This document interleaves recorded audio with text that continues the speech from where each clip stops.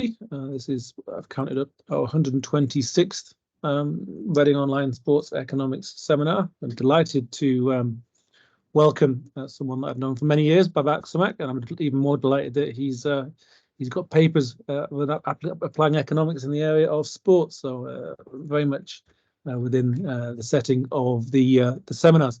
Babak knows the usual format. He's going to present inside the NBA bubble, how black players perform better without fans. Babak, you've got an hour and a half to play around with, and you're welcome to take questions as we go along, or you can park them at the end. But basically, the floor is yours. Great, thank you, James. Okay, I'm not going to share. It's asking me to update, so I'm not going to update now. So I'm just going to share. Yeah, I would say that as well. Seems to work even if you don't update.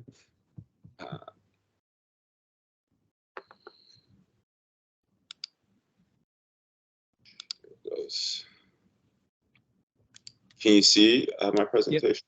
Yep. Okay. Let's go to.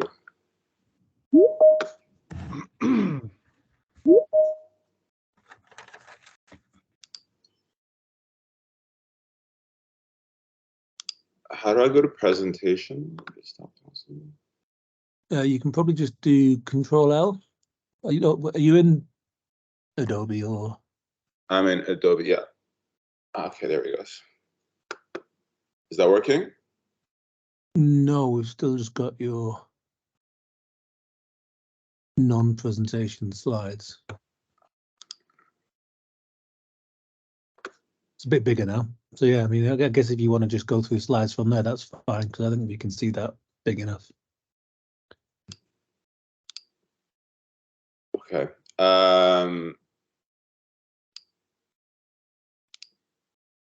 So sorry about that. I'm not sure if I can use a different presentation method. But yeah, so let's go through this. So thank you, James, for the invitation. Thanks everyone for having me. I'm very excited to be presenting at the Reading Online Sports Economics Seminar. My name is Babak Somekh. I'm a lecturer at Baruch College in New York City.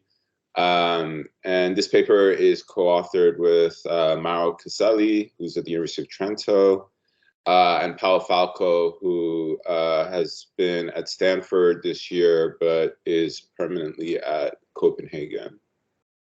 And the three of us actually know James from Oxford, so this is some sort of an old reunion.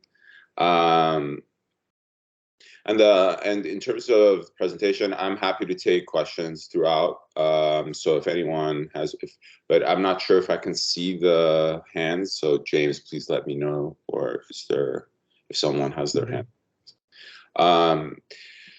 So this paper is, as James said, inside the NBA bubble, how black players perform better without fans. And as most of you know, the NBA is one of the richest sports leagues in the world. It's probably the second biggest sports in the US, and maybe one of the top 2 or 3 sports in the world in terms of like fans following and the money that is made. This obviously is a picture of Michael Jordan flying through the air, and a lot of people sort of credit him with making the NBA into the modern game that it is today. But what's unique about the NBA and what's different about the NBA than many other sports is that it is a sport where the majority of the players are black. Somewhere in our data that we're looking at, it's around 75 to 80% of the data we're using is black players, and about 20 to 25% of the players in the sample are white. And this makes it somewhat unique. This is one of the few sports where this is true, if not the only sport. But what it shares with other sports is that a majority of especially in the US, a majority of the fans are white. And it's not just the fans, obviously, majority of the coaches are white, and also the majority of ownership, basically all ownership is white or non-black. except Michael Jordan, who owns the Charlotte Hornets. But the news just recently came out that Michael Jordan is looking to sell. So the NBA may be left without any non-Black owners. But so this is, we find that this is an interesting feature where you have the people who are actually working in the industry, like the laborers, the players are predominantly of one race, and the people who are enjoying it and running it and profiting from it are another race. And we thought that this was a interesting dynamic to try to understand. What we're looking for is to see the impact of race, or try to identify any impact of race on athletes' performance. So why the NBA? Well, what's just like any other sport, I think you can find these sort of articles if you go and look into it. But the NBA has a long history of racism. And unfortunately, we don't have any official data on this because there's no data that exists. And this is one of the main limitations and limitations of our results and our papers, that we have no quantifiable measure of racism, and so we don't get that variation in our data. But what drew me particularly to this question was that over the last, I'm a huge NBA fan. I'm a very big fan of the sport. I've been following it for a long time, and one thing that struck me, and it wasn't surprising, was that racism has been with the sport for a long time. What was more surprising is that it's still something that is very much in the news about the sport and in the mind of the players. And so we see that in articles that have been published over the last 5 years, but going back even more. But during the pandemic, when everyone came back to sports and into arenas, this issue became back in the forefront, and sort of put that in front of our something that we were sort of became aware of. And so we can see this this is a quote by Patty Mills, who's a NBA player, is a role player, is somewhat of a star, but is not a top player, but is a respected and player that's played in the game for a long time. He's I believe he's originally from Australia. Other articles talking about where we saw just recently one of the NBA owners of the Phoenix Suns was forced to sell the team because of racist behavior and sexist behavior. In 2019, the NBA, in response to a bunch of fans intimidating or going after players and using racist words towards the players, enacted a zero tolerance set of rules and policies about what fans can do in the arenas. But as we can see, the incidents didn't stop.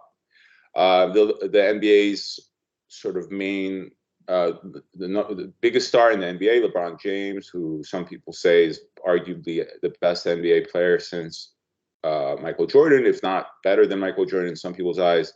He has spoken extensively about the existence of racism in the NBA. He has a specific quote that we talk about in the, I'll show you later. We're talking about Celtic fans. Russell Westbrook, he's a former MVP of the league, most valuable player of the league, I think multiple times. He's one of the stars, and he's had multiple experiences with fans calling him boy and using racist behavior towards him. And before Robert Sarver, not that long ago, I believe about 10 years ago or 8 years ago, the owner of the Los Angeles Clippers, Donald Sterling, was caught on tape using using racist language, talking about Magic Johnson, who was one of the great former players in the NBA and who is very involved in the Lakers organization. And based on these tapes and other and evidence of behavior by him in the past, he was banned by the NBA and ultimately ended up selling the Clippers. So that was 2 owners in the last 10 years have been forced to sell because of racist behavior. And the articles continue with many other examples. But as I said, we only have these articles. We don't have any explicit data that tracks these incidents officially. Although when I'll come to it, my co-authors did a similar study looking at the Italian football league, and they actually do have a official record of racist behavior to some level. It's not so great, but it's more than the NBA had, and they use that in their paper. I'll come back to it. So this is a quote by Bill Russell. Bill Russell is an 11-time champion in the NBA, one of the most respected players. He was also the first Black coach in the NBA. And he won 11 championships, is considered maybe in the top 2 or 3 players in history. And he had a notoriously difficult relationship in the city with the city that he lived in Boston. And this is a quote about him talking about the fans, the type of fans that he would come across. He actually had a very really sort of aggressive racist behavior by Boston fans towards him, even though he was a champion in Boston, to the point where they would come to his house. And so he experienced a lot of very sort of difficult racism. Now, as you can imagine, this was the 1950s and 60s. Slightly different era to today. But this is a quote from LeBron James from last year, where he says, "They will say anything and it's fine. I mean, blank, it's my life. It's stuff I've been dealing with my whole life. I don't mind it. Like, I hear it. Like, I hear someone close by, I'll check them real quick. I'll move to the game. They're going to say whatever they want to say. I mean, I get a beer thrown on me leaving the game. Like, it's Boston." So what I thought was really interesting about this quote is that he's acknowledging that it's something he is aware of, that he hears, and that he files it away and tries to sort of move beyond it while he's playing. But I also wanted to sort of show that this is the leader, this is the top player in the NBA, this is the star of the NBA, this is sort of who you would expect to be felt like the most respected as the sort of obviously, like, he would also be subject to people booing him because he is the star, but also the idea that he sort of associated that with race would suggest that maybe this is an issue. Other incidents, fall of 2021, Philadelphia 76ers fans were banned for life for calling one of the stars in the NBA, Carmelo Anthony, boy, and yelling at him, "Get in the corner, boy, keep shooting, boy." Russell Westbrook was also called boy by Utah fans in Salt Lake City. Marcus Smart, again, and other Boston players, although we're not trying to pick on Boston, but Boston is sort of notorious in the NBA for this. So a lot of the quotes we found did too, but clearly we found evidence in Utah and Philadelphia and other cities around. And as I said, these are Black players playing predominantly for white coaches and white team owners and white management.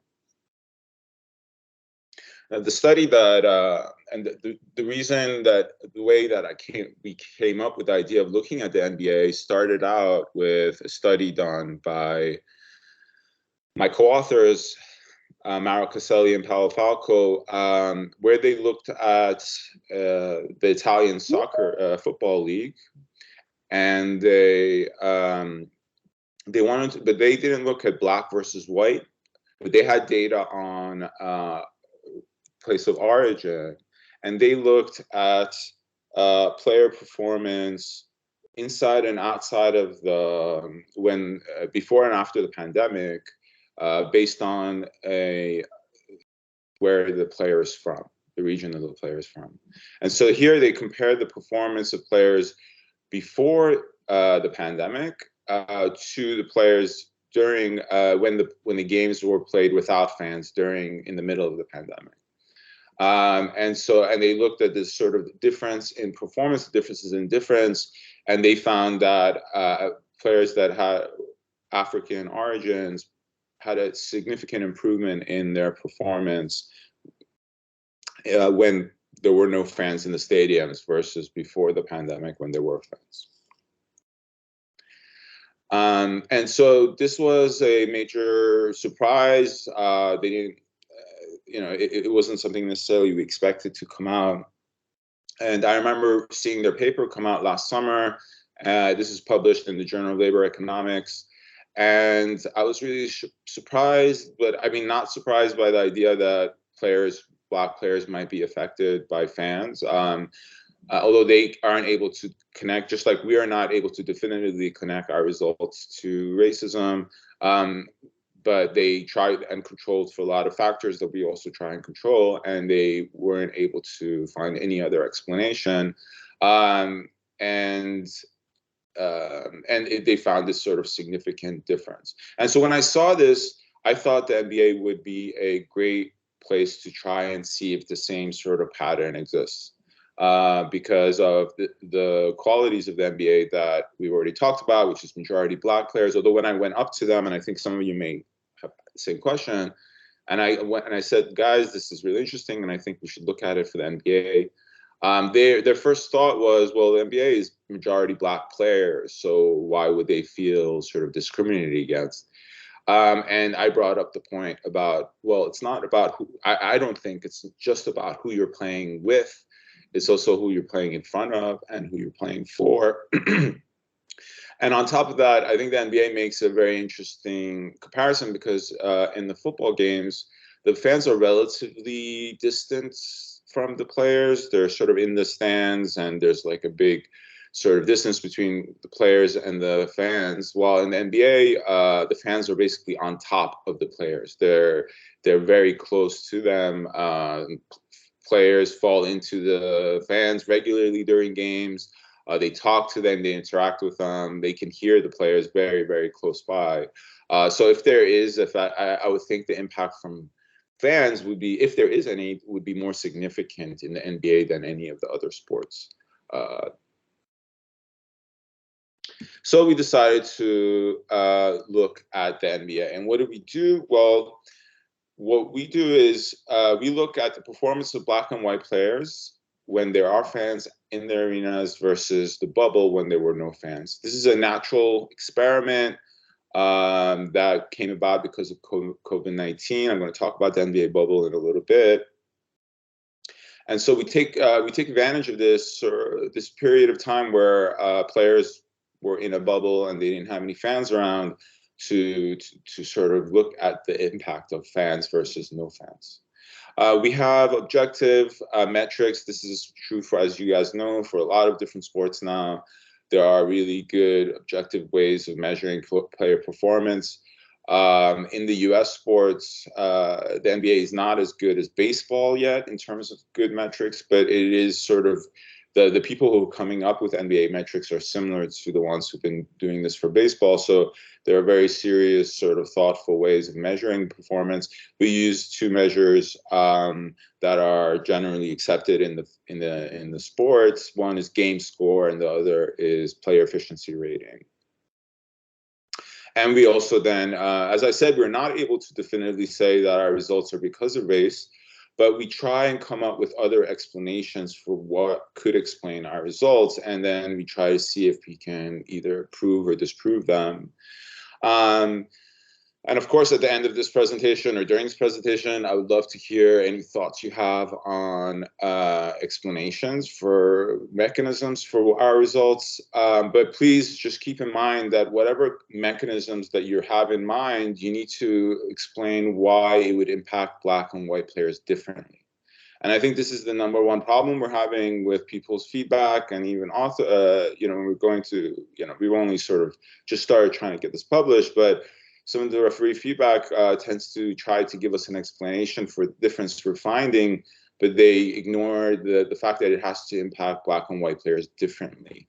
And so we try and come up with some alternative hypotheses for why they would be impacted by the bubble differently, but we're not able to come up with any good explanation other than the impact of racist behavior, given all the examples of players experiencing racism. What do we find? We find that playing inside the bubble leads to a significant improvement in the performance of Black players relative to white players. Our estimation of the impact is actually, we're not 100% sure of the exact amount, but we estimate it to be somewhere between a 15% or to 25% difference, which is a very large difference, and is larger than what Paolo and Mauro found when they looked at African-born players in the Italian soccer league. We split up our data set into the top half and bottom half of the player pool based on pay. So we wanted to use a different metric than our outcome measure. And using player pay as a way of differentiating players' sort of quality or their value to the team, we found that the top half of the player pool, if we just use our analysis looking at them, that the effect is even stronger. So somehow the top players were more impacted in the bubble than the bottom 50%. So we didn't want to look at the top stars versus everyone else, because then we would lose a lot of our sample. So we wanted to maintain some sort of sample size while also looking at whether or not the effect was different based on player ability. We include individual, team, and team game fixed effects, and still our results are strong, actually becoming stronger. We control for referee bias, for the idea of pressure impacting player performance. Potentially, we look at country of origin to deal with this idea of homesickness, and as well as some other mechanisms. And we find that despite adding controls, the differential we're finding continues. Our contribution sort of falls in between two areas. One, and this is sort of Mauro and Paolo's expertise and what drew them to this topic originally. This is relevant to the labor market discrimination literature. There's a lot of literature that looks at existence of discrimination in the labor market in terms of trying to identify outcomes and things like that. But there is very little evidence on how racial pressure might impact the performance of workers, other than the paper by Mauro and Paolo looking at the Italian Soccer League. We couldn't really come across any paper that tries to identify the impact of racism on individual performance. There's also a lot of literature on racism existing in sports. The most famous NBA paper on this is one that looks at referee bias, and they find that referees tend to have they tend to call fouls at a higher rate for Black players. There's papers that look at coach biases, and they find that coaches of the same race tend to be biased towards players of the same race. This sort of matches I think the education literature, where there's some evidence to suggest that students that have teachers of the same race or the same gender tend to be positively impacted by it. So we're seeing some of the same race bias in coaching.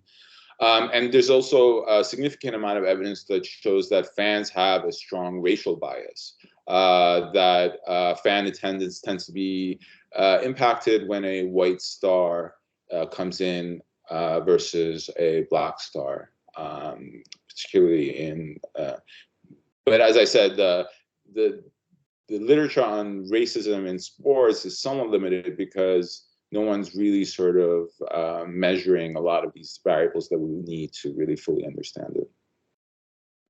There's also other sort of racism in sports literature, some of it looking at pay. Some evidence that historically it's shown that Black players were systemically underpaid relative to white players, but that has changed over time. The most recent studies seem to suggest that's disappeared mostly, at least when we look at the overall population of players, but they find that there is still some differential when looking at the very top, so that they find that white stars in the NBA seem to be overpaid relative to black stars. But again, there is a limited amount of evidence and research in this area. Okay, so what I'm going to do, I'm going to do a brief introduction. I'm going to talk about the bubble. I think we already did most of the introduction. I'm going to talk about what the NBA bubble was like. I'm going to talk about the data, and then we're going to go into results and conclusion. As I said, I'm happy to take any questions whenever you have them. So let's go into the bubble. So the NBA bubble took place. It's called the bubble because, as opposed to the Italian soccer league, football league, or American football and baseball, when the NBA wanted to go back and play the games, it decided to do so in Florida, all in one. Everyone was brought into one place. So all the players and the coaches were brought into this bubble in Orlando, I believe Orlando, near Walt Disney World. And this was very quickly after the shutdown. So basically the history of events was that on March 11th in 2020, there was a couple of players at the time were on the Utah Jazz. They were diagnosed with having COVID. And basically, this led to the whole NBA shutting down and canceling all the games for that year. But the reality was that the NBA is a league where there's revenue sharing between the players and the owners. And so without canceling the rest of the games of the season and the playoffs, as well as it would have caused a major financial loss to the players and the owners. And so both of them had major incentives to come back and play. And ultimately, after some deliberations, they decided to come back in a bubble setting that summer. So that was a really quick turnaround for the NBA. But they decided to do it very carefully within a very controlled setting, have all the players come in, take tests, quarantine, and at first family and friends were not allowed, but there were some amenities inside the bubble that were allowed, but there was a very strong control of who was able to come in and out of the bubble, although they weren't able to fully control it, and there were some examples of players leaving the bubble. But then the NBA was very sort of strict about what was forcing those instances for the players to quarantine themselves.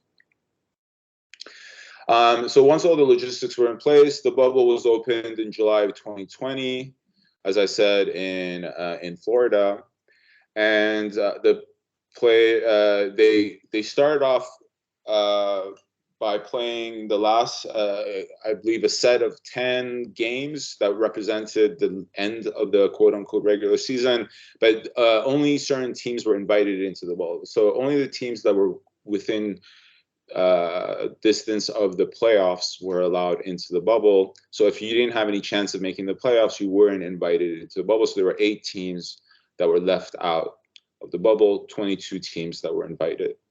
And then they played sort of a set of what they called regular season games to finish off the competition of the regular season and see who ends up in the playoffs. And a few teams didn't make the playoffs, and they exited the bubble. And then the playoffs started in, I believe, August. And so our analysis is looking at only on the playoff data inside the bubble. So everything after the regular season games were ended, and we compare that data to the playoffs in the previous season before the pandemic. So we have, as you guys know, sports has become a great destination for getting nice data, and the NBA has a good is like that. Except obviously it's not as good as baseball, but it is very good. There is even better data than we have access to. I think now there are data sets where you can even track player performance at every, depending on where they are on the floor and who's near them, and so it's a very, very rich data set. But we're using sort of game level data and player level data with a large amount of data on each individual game and player. Our main metric for performance is called game score. It's a concept that was invented by John Hollinger, who is at the Athletic, but he's sort of behind a lot of the metrics in the NBA, and he's considered sort of one of the big sports science guys in the NBA. And he also is behind the player efficiency rating, which is another metric we use as a sort of to double check the results. And all the results are also come through with PER. But what makes game score interesting is that it is a counting stat. And so there are some stats that are per sort of efficiency stats. They tell you sort of how well a player does when they're on the floor. But we wanted a stat that not only captures that, because that is independent of how many minutes you play, but in sports generally, and particularly in the NBA, this idea of best ability is availability. And so we wanted to capture this idea that players, if a player is playing more on the floor, then this should mean that they're contributing more. And so this game score is a counting stat in that the more points you score, the more minutes you play, the more field goals, the more free throws, this thing gets higher. And its values sort of fall in the same range as a scoring range would be. That, so as you'll see, like the average value we have is about 10 for the average player in our data. And so its range feels a bit like a point score, but it compromises all these other metrics, including defensive metrics. But we, as I said, we also use the efficiency variable of PER, player efficiency rating, and our results still hold. So it's not just about this counting stat aspect.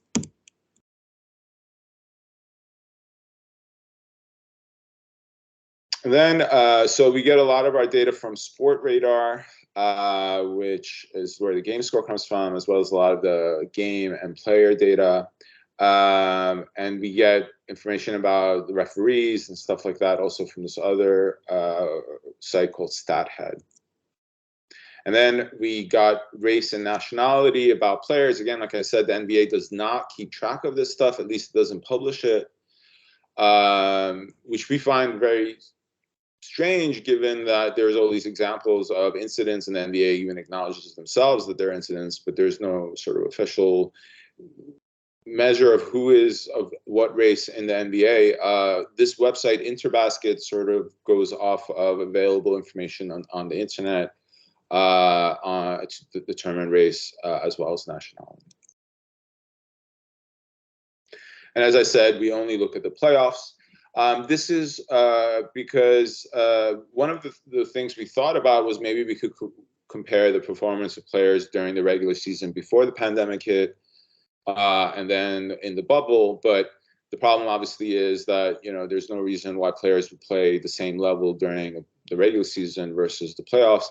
Also, there are data set from the year after where we could have potentially used, because they had data for the NBA in 2021 season, which is the season right after the bubble.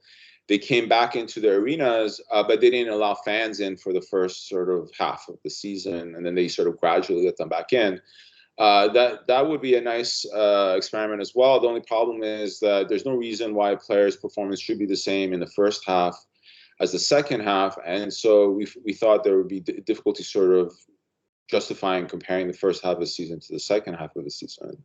But so we thought that focusing just on the playoffs, so comparing playoffs to playoffs, would remove some of that concern.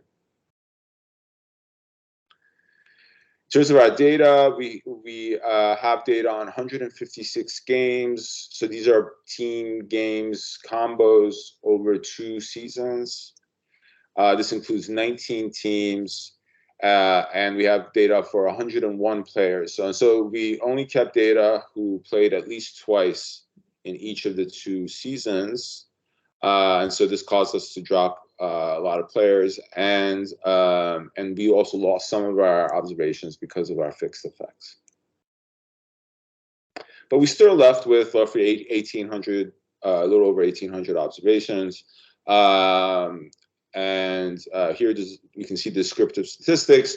The general game score, which is our metric, you can see that it declined slightly from the mean from the pre-bubble to the mean of the post-bubble. This is not a statistically significant difference given the high standard deviation. But it does match some of the sort of sentiment that we hear when you read about the bubble experience. A lot of players felt like going into the bubble was a difficult experience for them.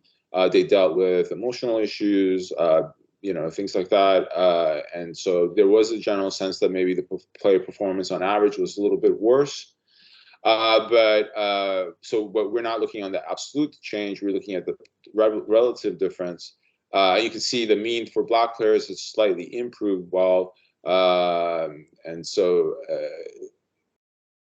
this sort of matches what we find is the differential in that Black players' performance was more positive or less negative than white players inside the bubble. So we estimate a standard diff and diff with some fixed effects. So here is our regression where the second term is capturing the impact of the relative difference between white and Black players. We included player fixed effects, and in some of our specification, we included team game fixed effects in order to control for sort of if a particular game is more difficult than another game and things like that. So our results.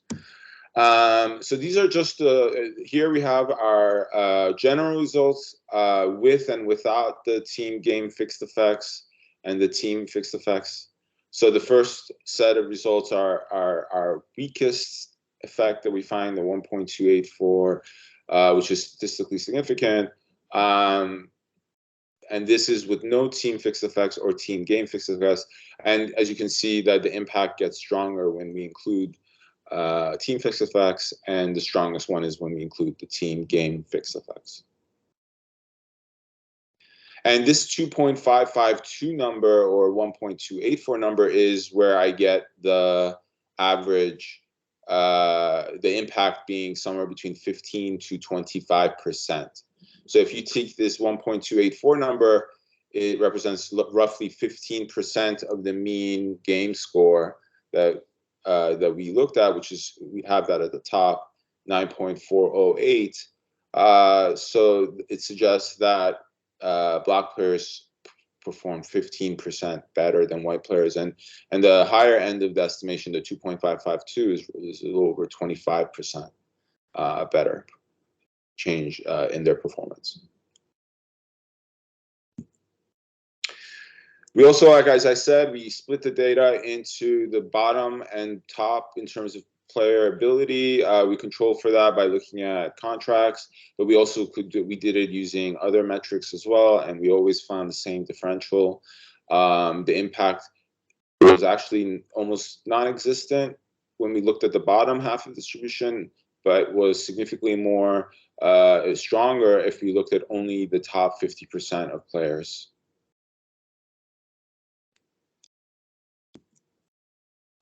We also added in, like I said, controlling for referees. We controlled for the position of the player, because in the NBA, there are players that play guard, tend to be smaller, more agile, than players that are playing sort of forward or wings, or they're middle-sized, and they're in between strength and agility. And then they have bigs who are usually large, tall, and strong, and tend to play on the inside, although modern NBA has changed. This idea of position actually is probably less relevant today in the modern NBA than it used to be. That is sort of, they call this the era of positionless basketball, although there are still clear differentials. But we control for that. We control for the age, as you could have seen from the data. The age for the bubble year was slightly older than the pre-bubble, but despite, we still control for that. We control athletic ability. We control, like I said, we looked at country of origin in order to see if there was any sort of impact of going. So some people suggested one of the mechanisms is that players are maybe homesick inside the bubble, and maybe homesickness is different based on race. So we looked at, there are players in the NBA. There's a lot of players in the NBA currently that are from foreign countries. And so we figured that if homesickness is an issue, it would impact them more. And we found no impact from country of origin. And then there was also just this argument that maybe this is just the sheer pressure from large audiences that is somehow impacting Black and white players differently. We found that kind of a difficult argument to be made, but it just comes up so much that, I mean, it's hard to justify why Black players would be impacted by race pressure, just pressure, and it have nothing to do with race. So we try to see, like, by looking at games where it was very close, or games where there's more of an audience. So we have data on audience sizes by arena, and none of those things changed our results. And so here we have the results, including a lot of these controls, and we still see a significant impact of the bubble block, the diff and diff estimator. Again, this is our results, including country of origin. And we don't, there seems to be some sort of impact from being from Africa, African origin, but nothing to do in terms of Europe and other places of origin. We also looked at sheer pressure, so including attendance, and including if there was a close game score, a close score in the game. And we find that the impact still stays, even though we include these controls. So to sum up, like I said, we have a league where there's a predominant large number of Black players playing in front of large audiences who are not Black. Obviously, the audience makeup does vary by regions and country and cities, but there's, like I said, the data does just not exist. The only possible source of data on the people in the arena currently would be one of the sort of most controversial owners in NBA, which is the owner of my favorite team, which is the New York Knicks. James Dolan has introduced facial recognition software in Madison Square Garden. And so they can actually track every person who comes in and out of MSG. And they're using it controversially to prevent people from entering that they don't like. But anyway, so this may be the future of the NBA, and that type of data might help us sort of get a sense of this. So we don't have perfect data on who's watching the game, but we know that that we have some data that shows that fans tend to be mostly non-white. And then we also know that coaches tend to be non-white, although that has improved over the years. Management, like general managers and people who decide on, they're basically the equivalent of being the boss of the players, the ones who hire them and trade them, send them from one place to another. Most of those are white. And the owners are almost all white, and the one Black owner. And there is a few sort of minority owners that are not white, but they're also not Black. But generally, almost all the owners are white. And so in this type of setting, we find that Black players seem to have performed significantly better when there was no fans in the audience.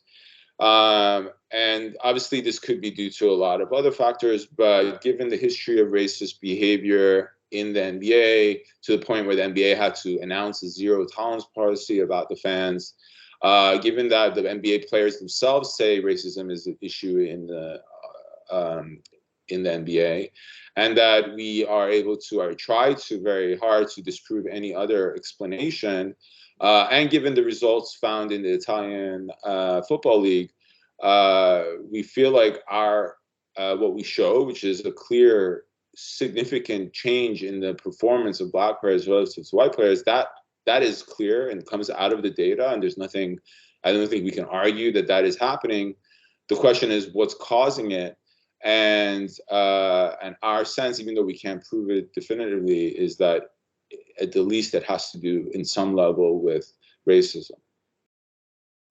But as I said, we can't definitively say that because just the data does not exist as far as we can tell. But obviously, we would be very happy to hear from you.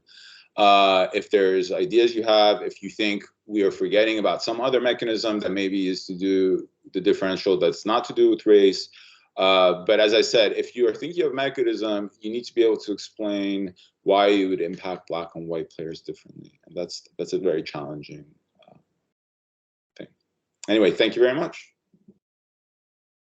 Thank you very much, Babak. We've got loads of time for questions. So Wayne already has his hand up. Wayne, go ahead. Hi. So it's quite fascinating paper. So I guess, the first question that, comes to mind is, because there's these teams across the United States, it seems to me in the before and after, it'd be interesting to know what the racial composition of audiences are by team location. So there must be some variation across the United States. And then along with that, some sense of, in general, racial attitudes in cities throughout the United States. So rather than treating essentially all of them as the same, I just assume that there's some variation, significant variation in terms of Black attendance in different stadiums, in different arenas, and so forth. So it seems to me like that would be, one factor. So beforehand, your before data, are there wide variations between, the most racist, as it were, the most white audience, the most racist cities, or however you would code that. So it seems like there must be some variation, that would be interesting to play with. And then I guess my question about the data is how the game is played differently. Is it your assumption that there's no difference in who the ball is passed to, playing time, fouls, all the rest? The game is essentially played the same, and the only difference is that there's better performance for Black players relative to whites, or the fundamental ways in which the passing, the minutes played, other things are varying by race, somehow in response to the lack of crowd booing or whatever it would be. So it seemed like those are my questions about the racial component, to get at your question about how to identify that aspect. Thank you very much, Wayne. So I'll start with your first question. You might need to remind me of the second one. We did try, like I said, there is no data on the racial makeup of fans in the arenas. It just doesn't exist. We have some, Rasmussen data on racial differential across cities that we looked at. So there was this Rasmussen study that looked at Google searches by cities across the US, and they found that Northeast and Southern regions tend to have the most racist Google searches. I mean, obviously this is a very imperfect mechanism, but we couldn't find anything more perfect, better. And we did that, and we did find the impact was larger in the Northeast and the South. So we did try to do it to some level. And then there's also other data that the NBA officially doesn't have, but there are other data that looks at the racial makeup of the fans generally, not in the arenas, but they called up fans and they asked them, you know, what's your race and what's your political leanings and stuff like that. And so this is it's a very imperfect way of getting a sense of who's actually showing up in the arena versus who's a fan generally, because obviously NBA games are, I don't know if you guys are aware, but they're very, very expensive. Like going to MSG here in New York City, average ticket price is like $120. I don't know if you could equate the racial makeup of the fans generally and then the racial makeup of who is in the arenas. But we did try, but as I said, and so we did find that when we did include it, that it matched our findings, but the data is so not reliable that we don't emphasize it too much in our results. Your second question about minutes and anything else that changed, we do control for those things. We try and control for things like minutes played, and we find that it actually improves the results. We find that we control for that, but we don't. It's not included in our ultimate results. But yes, we have considered changes in player performance in terms of minutes played. What was the other thing that you said in terms of? Just like, passing, ball possession time, are blacks getting more opportunities when there aren't fans present, or, shooting more? Yeah, I don't know. Just what aspect of the play is different as opposed to, how well they shoot? So, so obviously we're not breaking it down into the different ways that they're performing. We can't control for minutes played explicitly, but it is implicit, like I said, in the game score number that we have, because that is a counting stat and that gets bigger. But yeah, we do control for position, like I said, and that kind of captures what you're saying in terms of, the guards tend to hold the ball more, centers tend to touch the ball less. So that I think would be captured. But yeah, none of those things change our results. I'm not sure if to be honest, there's no reason to believe why these things would be different between black and white players, but we did control for them and we didn't see any differential. Great, thanks. Thank you. Daniele has hand up next. Yeah, hi, Babak. Very interesting. Can you hear me? Yes. Yeah, okay. So this is really interesting. I think that, I agree with you that racism is a very plausible explanation for what you're finding. But it is true that, there are a lot of things that are different in the bubble relative to the regular pre-bubble days. And, it's challenging to say it really has to be about sort of, fan racism. So a few things that I thought of that, and you asked, well, come up with a story that would have a differential impact for black and white players. So one thing are, the whole atmosphere of the summer of 2020. Okay, so this is the year of the George Floyd protests. And, this was obviously like a very sort of racially tense period in the United States. Now, a priori, I don't have a strong sense of how that would impact sort of black versus white players, but you could look at, and I think that there were some NBA players who sort of, spoke openly about, how they felt about it, and maybe that sort of, gave them an extra boost, and they want to do particularly well. So I don't know if you can find sort of, number of teammates who expressed openly sort of something about the George Floyd protests, and that, could be a proxy for, extra boost for black players. That's sort of, one story. I think I like, Wayne's idea of try to measure something about, the extent of, racial bias in different cities before that, and if you can find sort of a bigger effect for players, compared to matches played in more racist places, I think that would be more, that would strengthen your conclusion, right? So if it's true that Boston is a super racist place, and you say, okay, let's just compare the matches in the bubble to matches played in sort of high racism places, I think that would be that could bolster your conclusion. And another thing, somewhat related to that, and again, this is sort of looking at the pre-bubble period. Is there any evidence that Black players perform less well away from home relative to home, if it's the case that there is sort of more racism, against away players?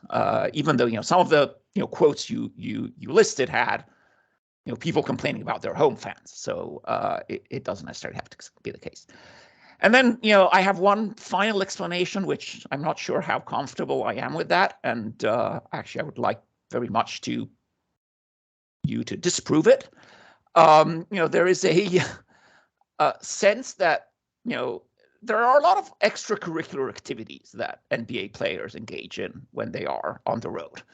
And the bubble got rid of all of those. So there's, less partying and less, other things that they do after the games. And, I could it be that there are differences by race in the extent of sort of, being unfocused on the game, and the bubble, change that?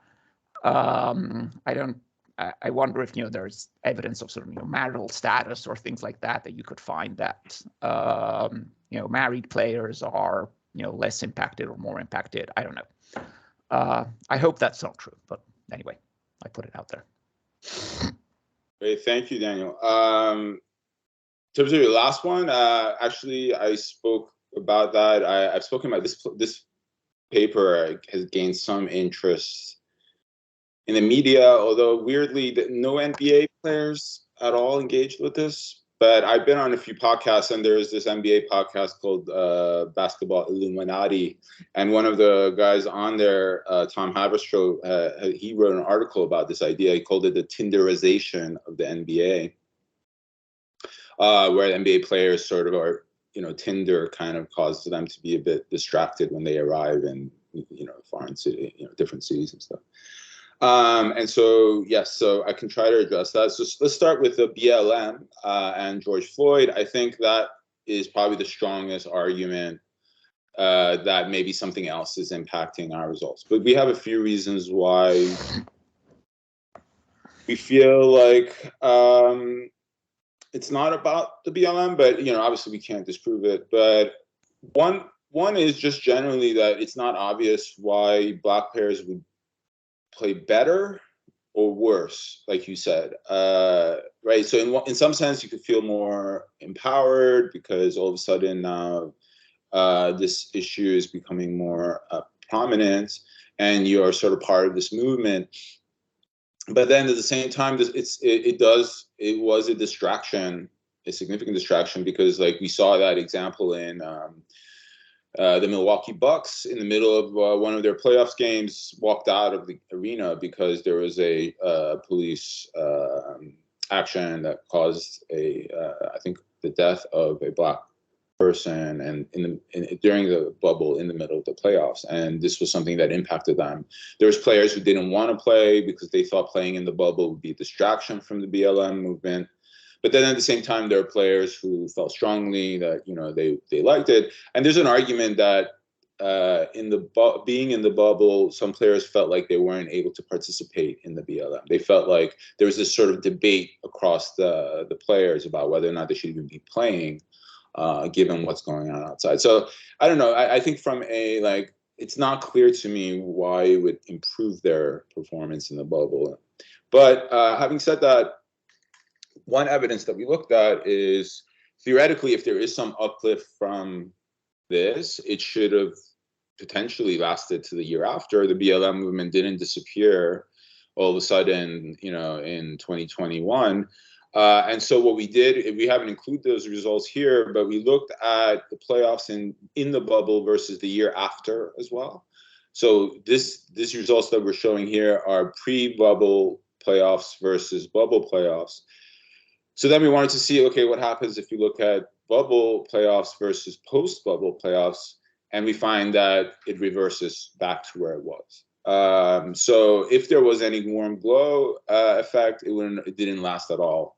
And the next playoffs weren't that far away. I think they happened like within 6 months or 8 months of the bubble. I think they played the playoffs by May or June of the next year. So I think that yes, you're right that there was a lot of sort of stuff going on in our society that summer and generally because of COVID. But what we could do to try and see its impact, we didn't really see. We couldn't find any explanation, and it still seemed to suggest that the fans themselves are playing a role.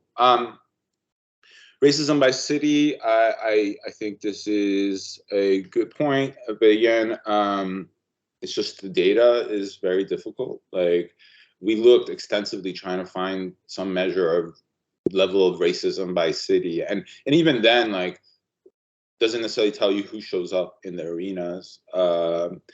And so it is something that hopefully we can have better data on. We have this Rasmussen poll.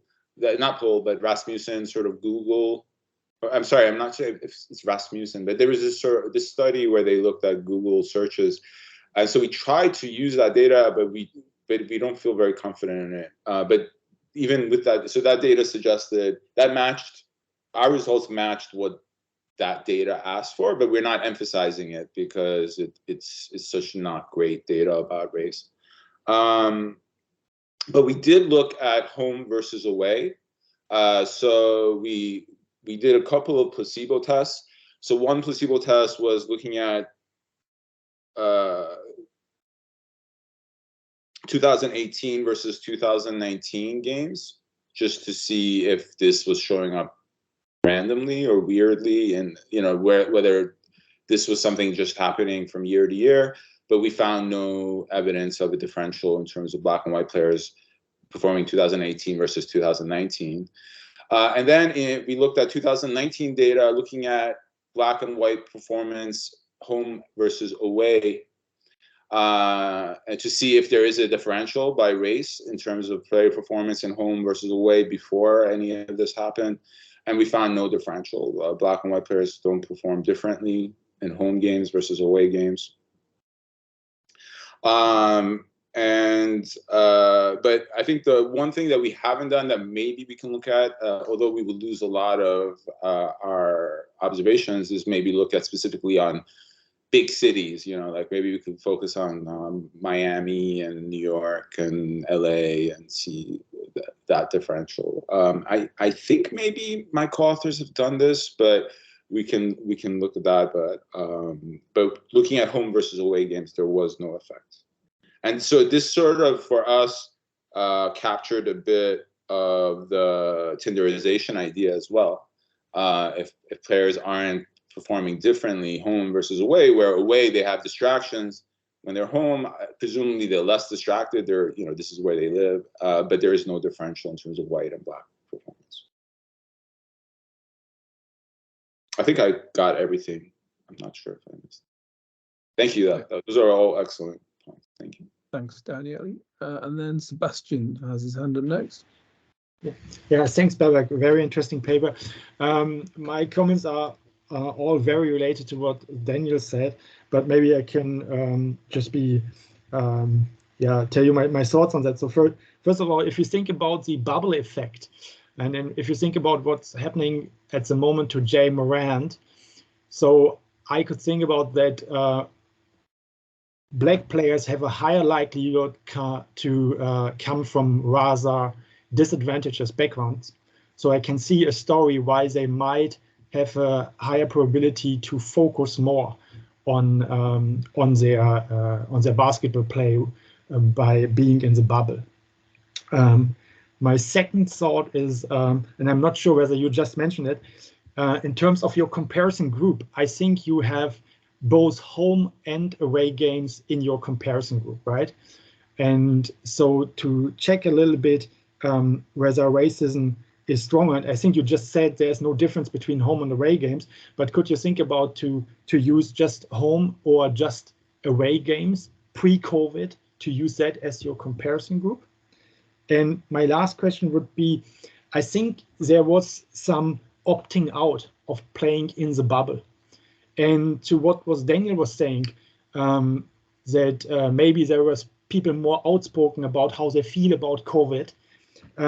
You maybe will be able to check who was opting out. And again, considering that Black players might come from more disadvantaged backgrounds, the effect of COVID on them and their families might be bigger. So maybe we have there a selective process in opting out playing in the bubble. So that the weaker, relatively to the white players, the weaker Black players are opting out, not playing, and the top stars are still going. So maybe you can test for that. I'm not sure how many were opting out, whether that is a big number or a small one. So all three comments very related to what Danny was saying, but I think that were already very good comments. So thanks. Thank you, Sebastian.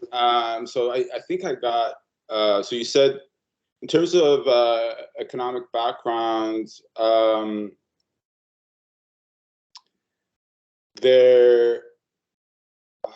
sorry, what was my thought process on this?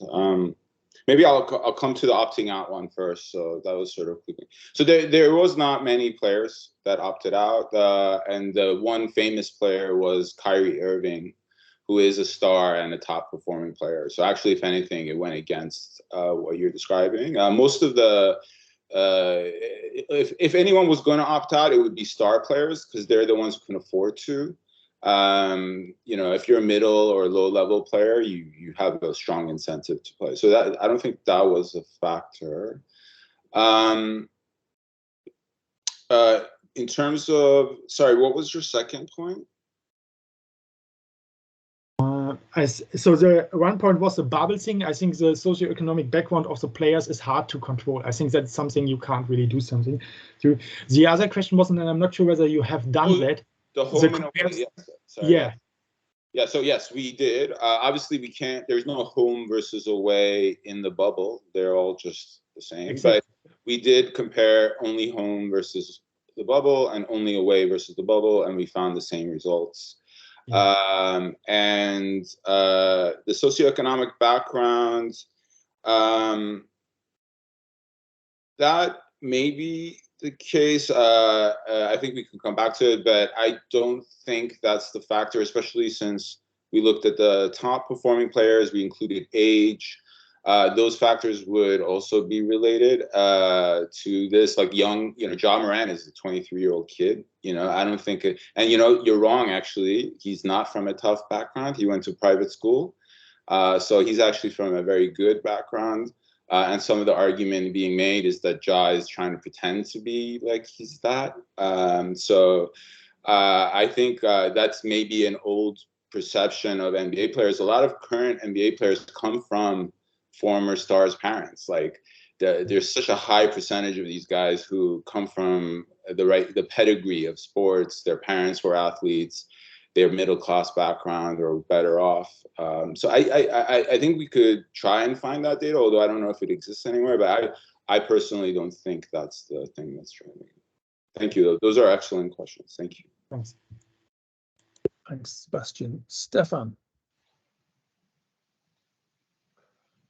Hi, Babak. I think this is a really important subject, and I think it's a great paper. And I think, but the obvious, I mean, the complementary paper on the Italian football is obviously very important as well. And I think, but obviously the big difference is the bubble. The Italian players were not playing in a bubble, and that the criticisms, the arguments about this, I think about alternative explanations come down to saying, well, there's something about the bubble that makes it different, and that's the thing you can't control for. And I think it's a valid point, although the Italian case kind of gives you basis for saying, well, they didn't have a bubble and you still get the same effect. And maybe we need more studies or more leagues in other countries to confirm this effect. And I think that would end up being persuasive. A couple of other things that struck me was, so the first thing was I was trying to think about the use of player fixed effects here and the way that interacts, because you've got this bubble times black coefficient that you've got. And I was thinking about that because being black is part of your fixed effect as well, right? So how is this working when in some ways you've got this fixed effect of being black, but then you've also got this interaction term with being black and being in the bubble. So I was wondering if another way of doing this might not be to say, well, why not have, say, player fixed effects in each year, and then see whether the player fixed effect changes from one when they're in the bubble, and then if the changes in the fixed effect are correlated with the with race, and whether that might be a slightly different way. So I don't know if that makes sense, but and so I was just puzzling because I couldn't quite see how to think about these player fixed effects in the light of your race being a fixed effect itself. Thank you, Stelman. Just to clarify, you're saying we should measure player fixed effects for each year that we have data, and yeah. So have player fixed effects in. So have two fixed effects for each player. One in the previous season, one in the bubble season, and then see whether there's a significant difference in the fixed effects of black players relative to the white players based on that. Okay, yeah, I can suggest this.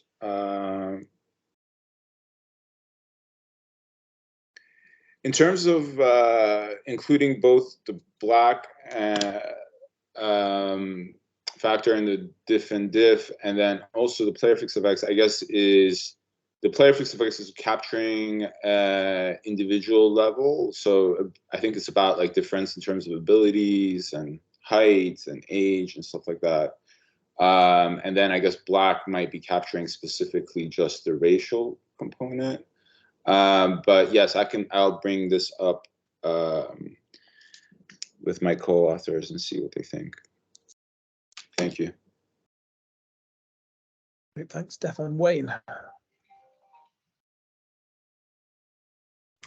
Yes, so is there one question kind of again about the distraction factor, and then a second question that I want to bring up. So with distraction, this does seem like it's such a unique component of the bubble, of just being located in one place, not having extracurricular stuff.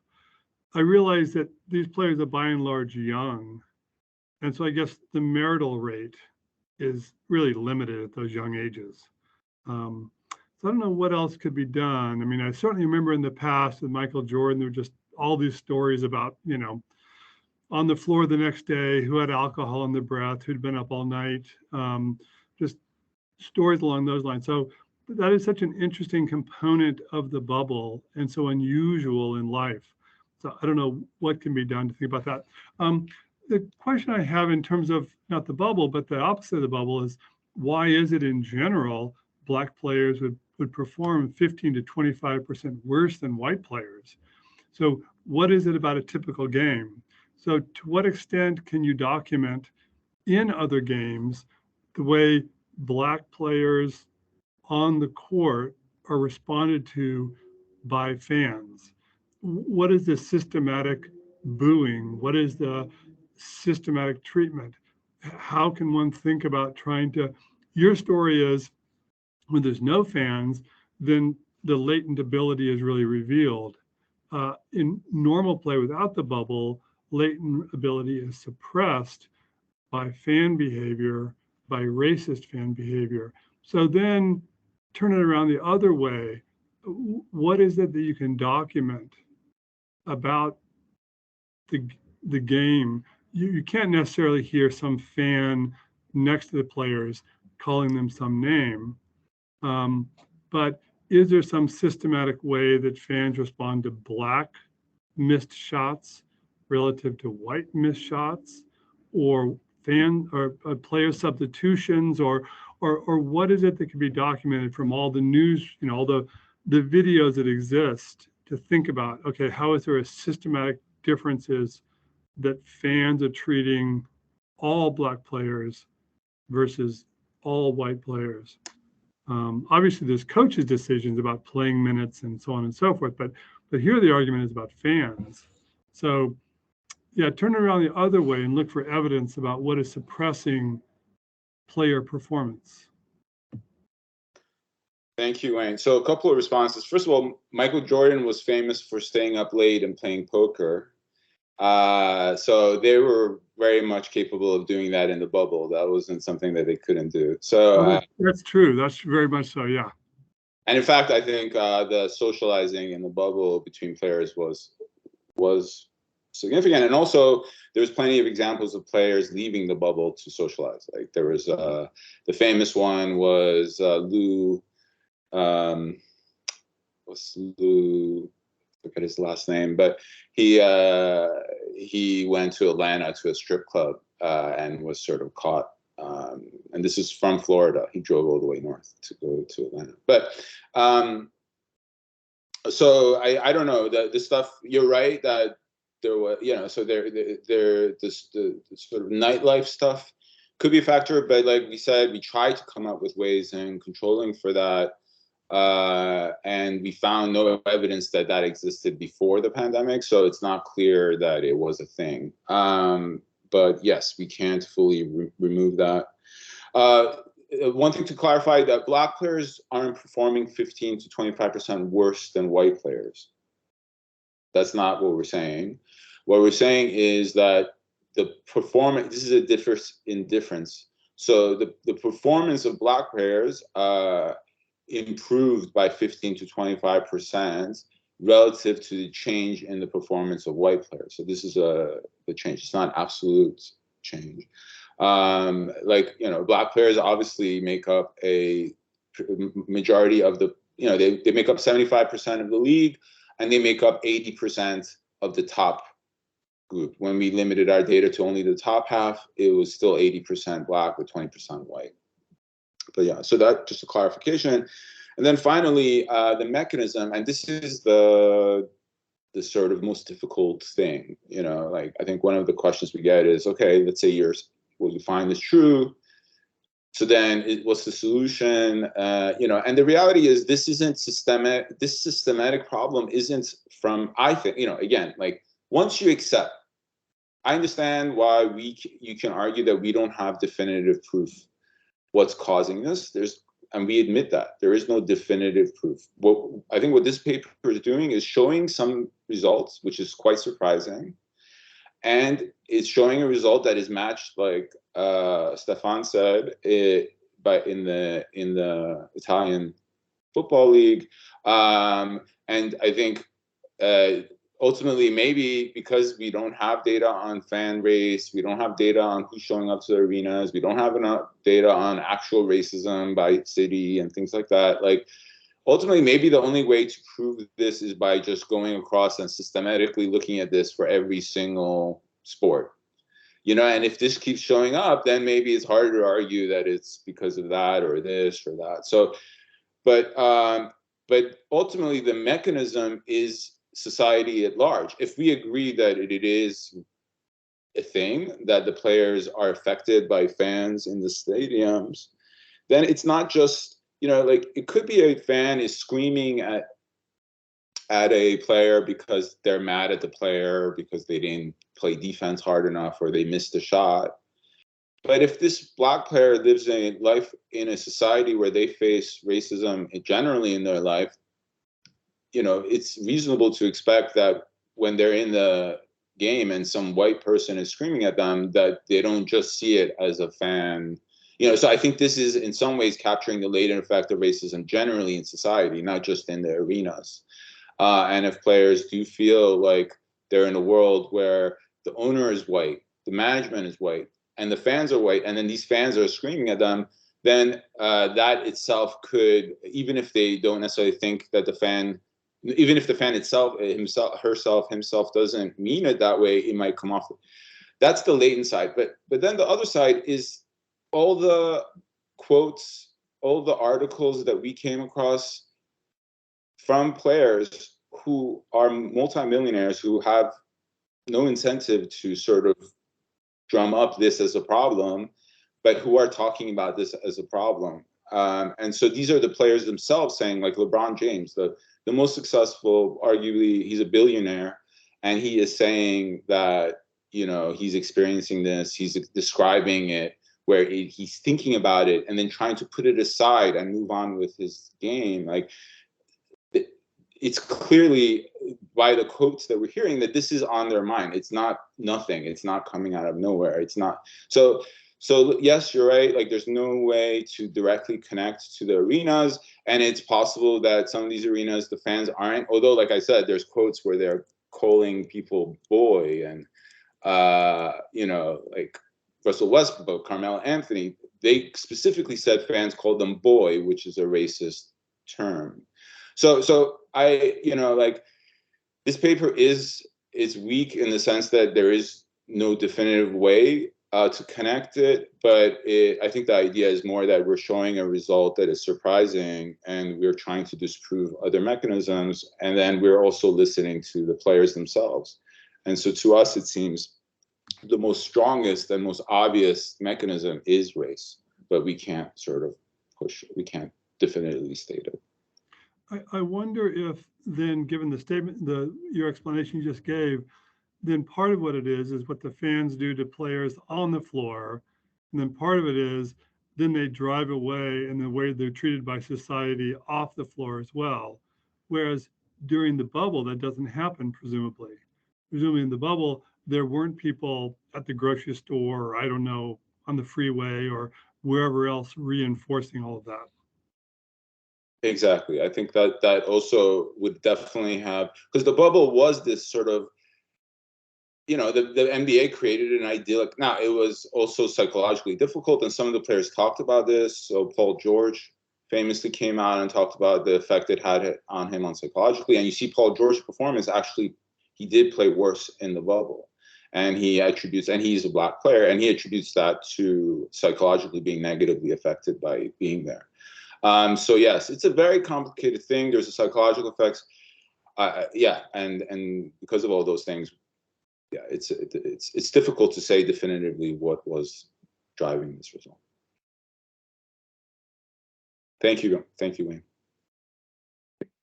Thanks, Wayne.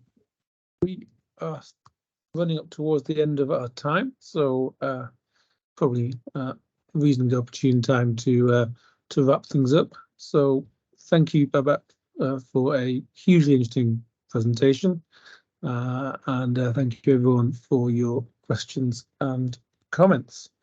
We will be back again this time next week, and if my computer can do it, here we go, I've got it. We've got Maxence Franceschi from University of Limoges, presenting positional dominance of football intermediaries.